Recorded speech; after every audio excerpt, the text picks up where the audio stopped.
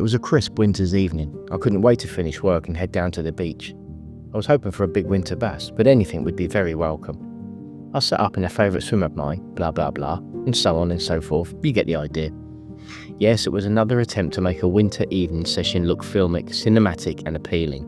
But let's be honest, it was pretty tricky unless something really groundbreaking occurs to the rods. Let me explain. There's a reason I've slowed down when it comes to filming my evening sessions at the beach. Take a look at this footage. I tried to film the session, but it's bland, to me. It's dark and it's drab. Yes, it's moody, diffused lighting and such like, but it's a bit grainy as a result. You see, this time of year it's dark longer than it's light. I've had plenty of trips out I could have filmed, but instead I've left the camera behind, opting instead to take a photo on my phone should I catch something of note. Right now, time forces me to cram my fishing time into the evenings, from Sunday through to Wednesday, and it's always dark. That's the long and short of it. So I have to become creative in an effort to deal with what I have to play with. As you can see, I've tried my best to make it visually appealing, but it doesn't stand up to film shot during the day, when you can see the surroundings, what I'm up to, etc. We've got our usual leaving the car shot, stroll along the beach to the spot, the setup, the introduction, and then the fishing. An hour in and I gave up. I tend to ask myself, would I want to watch this? And the answer, well, no, not really. I can invest heavily in flood lighting and draw unwanted attention to my presence. It might well deter the foxes from trying to steal whatever they can every time I turn my back, but it still wouldn't be the same as a film shot during daylight hours. Aside from this, the recent sessions I've enjoyed with friends or alone have been wonderful, with no cameras to worry about, just me, the fishing, my surroundings, and I've got to be honest, it's been bliss. Don't get me wrong here, I love making content and sharing it with you guys. That won't stop. But I want to give you something bespoke, something niche, something that doesn't match what pops up in your recommended videos 15 times a day. Ah, now that's better. We can actually see.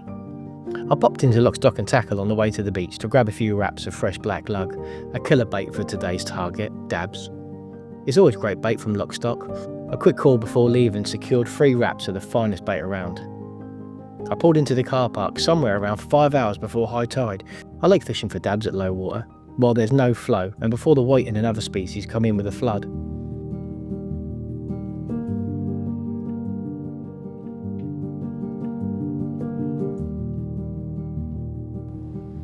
It was a lovely day for it. Well, it started nice anyway. A few clouds, a gentle breeze and patches of sunshine. The wind was coming along the beach from my right, so I set up the shelter accordingly. It was a light breeze, but it was a chilly one.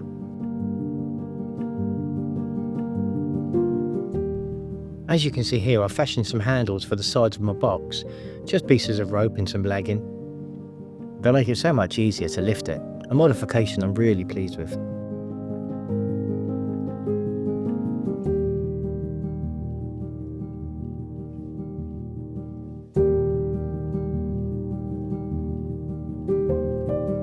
My choice of rods for the day were my new Tronix Pro Competition Blackouts. I haven't had these rods very long, but I love them already. They've replaced my old Century Fireblade GTs. They're much kinder to my weak arms. I matched these with the Fathom 15s, a wonderful combination.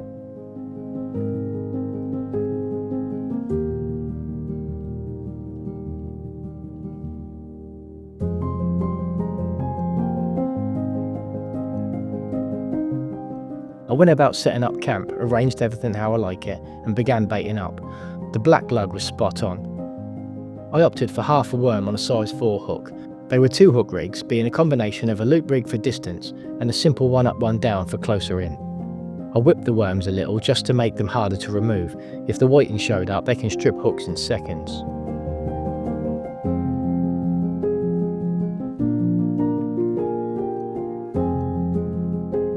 With the first rig baited and attached to the Termalink, I couldn't wait to get it slung out into the sea. I felt that if I was to be successful in my quest, then I'd have to make the most of the low water state. With my loop rig all clipped down to make it streamlined, I skipped down to the water's edge with the same enthusiasm I felt when I was much younger. That first cast into the unknown is always magical. The expectation, the wonderment, the culmination of hours, maybe days of prep work, finally come into fruition. So I was asked recently to do a casting tutorial video. But upon thinking about it, I've decided that I'm in no way, shape or form an accomplished enough caster to start telling folk how it should be done. That said, I've filmed this first cast in slow motion just to show how I do it in case it might help someone. Basically it's a swing out, a swing back parallel, dip of the rod tip and a punch through, pulling hard towards my ribs with my left hand. It seems to work pretty well for me and it goes as far as I want it to go. Yes, we could all do with a little extra distance, but it gets me through.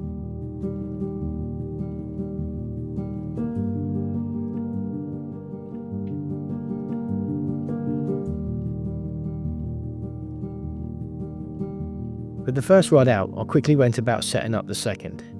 This time with a plain lead and a simple one up one down rig in the hope that there might be something closer in, and allowing the rolling lead to search out more ground. Bait as before was half a fresh black, whipped on, and this was cast to around 40 to 50 yards.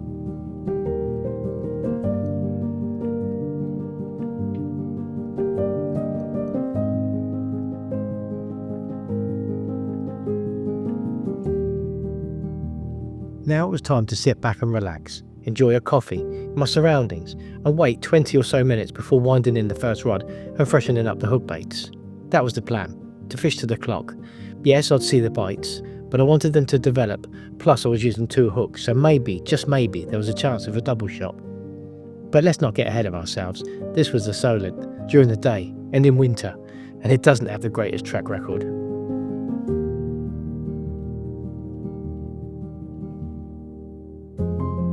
Out to sea I watched as rain clouds hurried by, downpours clawing their way across the Isle of Wight. I did get caught up in one late shower, but the morning was dry for me, thankfully. I knew we were due more rain in the afternoon, and the wind was forecast to increase, so I enjoyed the calm spell while I had it. A shudder on the rod tip got my heart pumping. This could be it. One dab would make the session, regardless of size. I gave it a minute or two before checking, and I could tell from the off that there was a little bit of weight there. I wound gently, peering into the surf, hoping to catch a glimpse of my prize. And although it wasn't the target, a small shiny bass was very welcome and made me smile. With the bass back in the surf, I quickly rebaited the rig and got it back out into the sea. I wanted to maximise the time my rigs were fishing, so from then on began baiting a spare rig to be hung up on a tripod, ready to switch over as soon as the one fishing was reeled in. A tactic I'd adopted from my time as a matchman. This was the first time I'd used fresh black lug, and it felt really good. I'd used frozen ones dozens of times before, but these were much better. I think they're the perfect bait when scratching around in winter, during the day or at night, on their own or mixed up with other baits as cocktails. I also hoped I'd have a few spare after the session, with them being good bait for codling, a fish I'd never caught from the beach before, although I have caught one from a pier, a small one, some 35 years ago.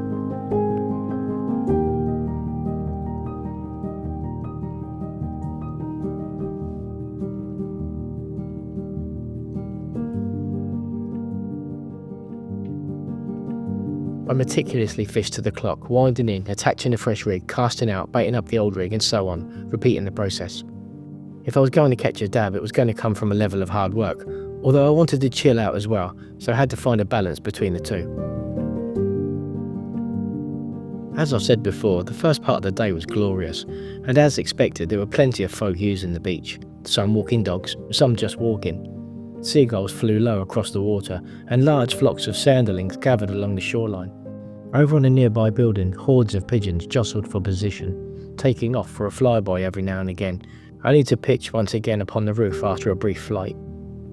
The sun shone, and behind my shelter, away from the wind, it could well have been a spring day. A light surf gently lapping the shingle was calming. Passers-by said good morning, pleasantries were exchanged, and all was good in the world. I just needed to add that dab to complete the mission, and thus make it perfect.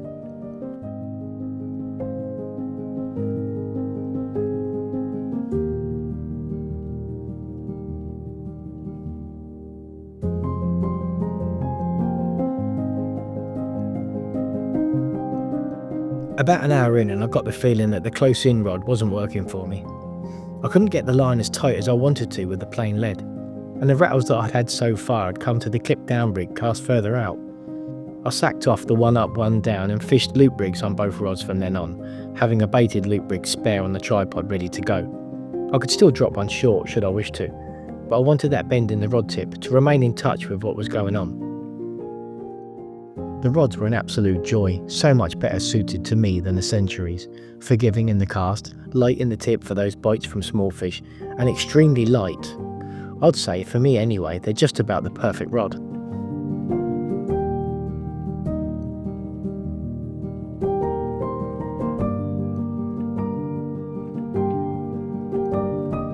Whilst enjoying a star bar, I received another rattle on the rod tip.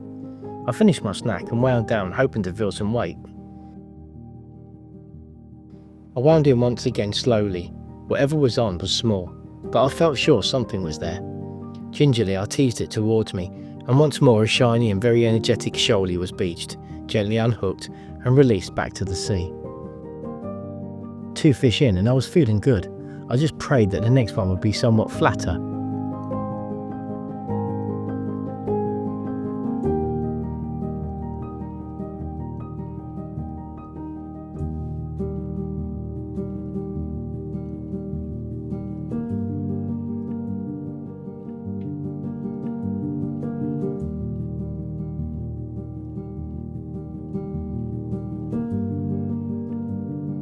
Waves crashed into the gully as the wind speed began to pick up, and white foam now covered the sand like a fresh covering of snow, then retreated back to the sea only to come back again.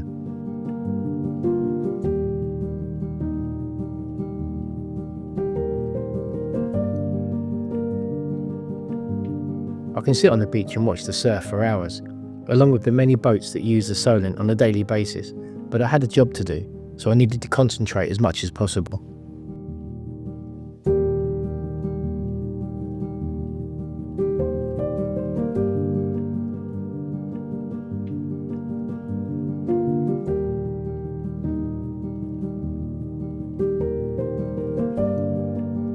I fished on hard, cast after cast, short, long, to the left, to the right. I felt sure I was doing everything in my power to make it happen. And then there it was, a gift. A small gift, but a gift all the same. A dab smaller than my hand, but it meant so much. Thankfully it was lightly hooked. I can remove deep hooks, but always prefer it if I can mess around with them as little as possible. I placed my prize into a bucket of water, just for a minute or two so I could observe it. They're gorgeous little fish.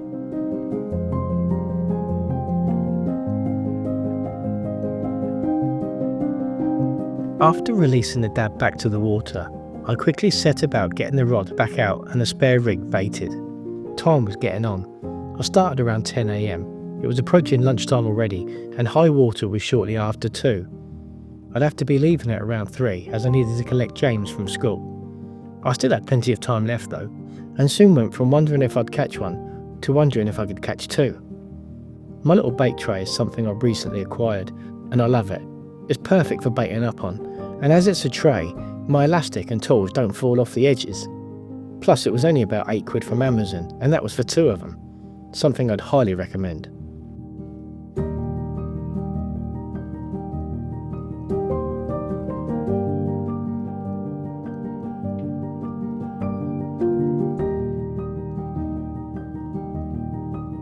Lunchtime came.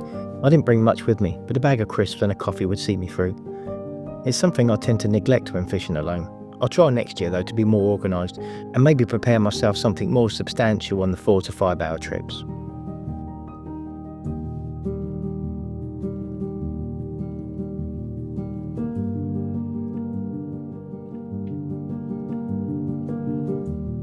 A large blue tanker made its way through the tiny channel into Langston Harbour, and as morning became afternoon, the sky began to fill with ever more grey clouds. The light breeze developed into a stiff one, and the shelter became all the more important to me.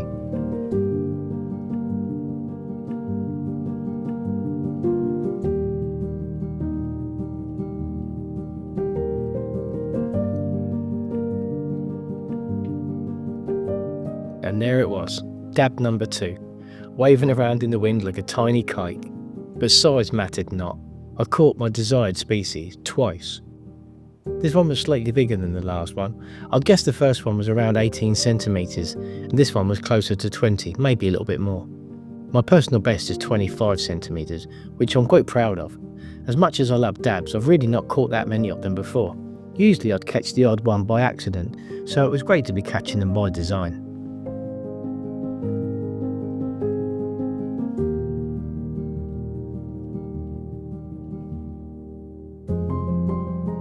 As the session progressed, I became more and more keen to get those baits back into the sea. Distance took a back seat. A gentle cast of around 60 to 80 yards would suffice, so a half-hearted swing was enough to get me where I wanted to be. Footing, swing and technique going completely out of the window. This wasn't the time for fanciness, I just needed to get them out there. That said, having watched this footage back, even a gentle swing is pleasing on the eye. My casting certainly has come a very long way in a relatively short space of time. As mentioned at the start of the film, and by now you'll more than likely realise, that filming during the daylight makes for a much better spectacle. I feel as though I can share much more of the session with you, not just the fishing and the fish, but the casting, the sky, the sea, perhaps some wildlife. It makes for a much nicer viewing experience, and a more polished finished product. A Passion for Angling was one of the best angling productions ever to hit our screens, and has stood the test of time. My inspiration from that surrounds the fact that even non-anglers could enjoy it. A story visually told through beautiful filming. I don't think it'll ever be matched, but that inspiration has rubbed off. If I can get my own little films half as appealing as that series, I'll rest happy. My perseverance and determination had paid off. 2 dabs already was far beyond my original expectations, but to add a third, and for it to be quite huge, was mind-blowing. Thoughts of a new personal best started to creep in. Could this be the fish to beat 25 centimetres? It was. On the scale it touched 27. I was thrilled to bits, more than thrilled to bits. You get the idea. I don't think the session could have gone any better. The wind was beginning to batter the coast by now, but I didn't even realise whilst looking down at that wonderful little fish. Such a magnificent creature. That was it, right there.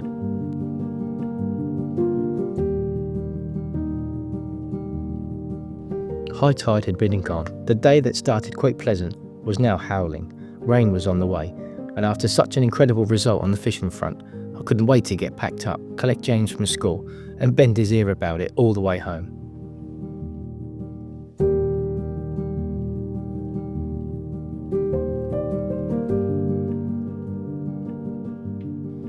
I had plenty of time, so a slow pack down was in order.